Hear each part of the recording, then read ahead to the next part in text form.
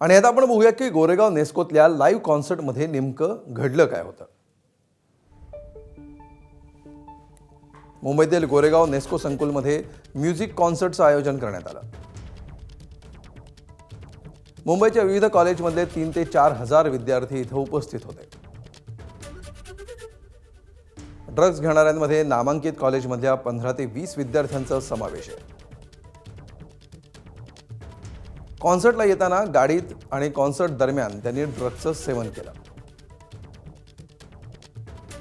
विद्यार्थ्यांनी एक्ससी ड्रग्जच्या गोळ्यांचं सेवन केल्याची माहिती. ड्रग्ज घेतल्यानंतर एका विद्यार्थ्याला फिट आली, 2 मुलींना भोवळ आली. एक मुलगा आणि एका मुलीचा उपचारादरम्यान मृत्यू झाला. तिसऱ्या तरुणीवर सध्या रुग्णालयामध्ये उपचार सुरू आहेत.